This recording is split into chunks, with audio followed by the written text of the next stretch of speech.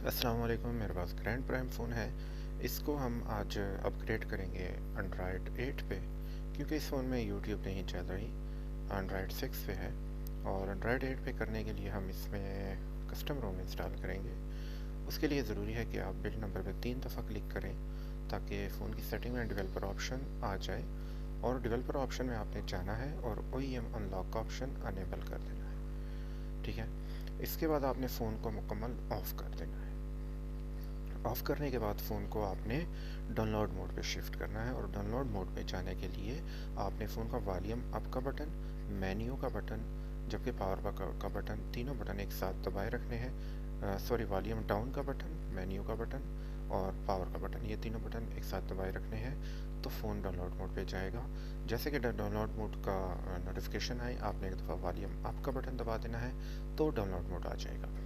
अब इसी मोड पे आपने कंप्यूटर के साथ फ़ोन को कनेक्ट कर देना है। बाकी का प्रोसेस कंप्यूटर पे करेंगे।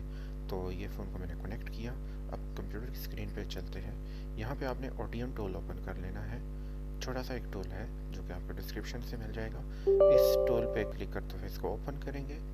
ओपन करने के बाद इस पर TWRP की फ़ाइल लोड करेंगे और उसको फ्लैश कर देंगे। लेकिन इससे पहले ज़रूरी है कि आपके कंप्यूटर में सैमसंग के USB ड्राइवर्स इंस्टॉल होने चाहिए, जो कि मेरे कंप्यूटर में पहले से मौजूद है। तो ये TWRP की फ़ाइल मैंने लोड की, स्टार्ट पे क्लिक किया तो कुछ ही सेकंड में TWRP रिकवरी हमारे फ़ोन पे फ्लैश हो जाएगा। लेकिन याद रहे कि फ़ोन के रिस्टार्ट होने से पहले आपने वॉल्यूम अप का बटन और मेन्यू का बटन एक साथ दबा के रखना है ताकि फ़ोन डायरेक्ट रिकवरी मोड पे चला जाए, ना कि सिस्टम पे ऑन हो जाए।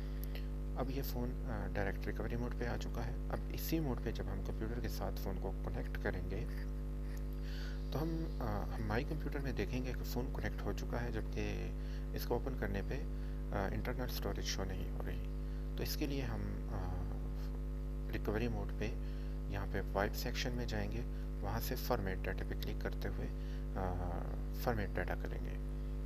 ये यस टाइप किया और डाटा फॉर्मेट हो चुका।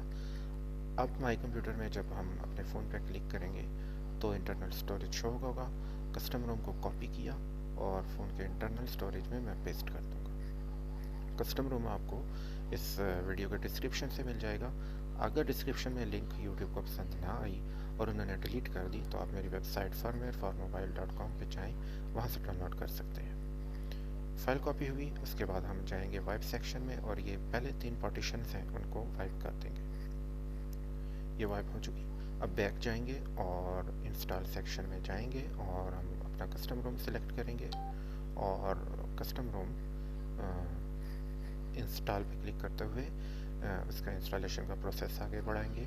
और ये प्रोसेस आपकी तरफ हो सकता है 5 से 10 मिनट लेकिन मैंने वीडियो को बीच में कुछ फॉरवर्ड किया हुआ है ताकि आपका वो कीमती वक्त बच सके जो आप प्लाजे बनाने और मार्केटें बनाने में सर्फ करते हैं। अब कस्टम रोम इंस्टॉल कंप्लीट होने के बाद हमने रिबूट पे क्लिक किया और फ़ोन रिबूट हो चुका। अब ये फ़ोन रिबूट हुआ। फर्स्ट बूट में तकरीबन 5 से 10 मिनट लेगा, लेकिन मैंने वीडियो को बीच में फॉरवर्ड किया हुआ है। ठीक है, अब ये ऑन हो चुका। और अब ये सेटअप विज़ार्ड की जो सेटिंग है वो हम करेंगे। सेटअप विज़ार्ड की सेटिंग्स करने के बाद मैं सेटिंग में जाके आप लोगों को शो करवा देता हूँ कि इस फ़ोन का एंड्रॉयड वर्जन 8 पे आ चुका है। उम्मीद है ये सारा प्रोसेस आप लोगों की समझ में आ चुका होगा, लेकिन फिर भी अगर समझ नहीं आया तो आप कमेंट सेक्शन में ज़रूर पूछ सकते हैं। तो दुआ में याद रखिएगा और चैनल को ज़रूर सब्सक्राइब कीजिएगा और वीडियो को लाइक भी कीजिएगा। और बाकी बातें फिर फ़ोन पे होंगी। अगर आपने लाइक किया, सब्सक्राइब किया तो मैं आप लोगों को चाय पिलाऊँगा। अल्लाह हाफिज़।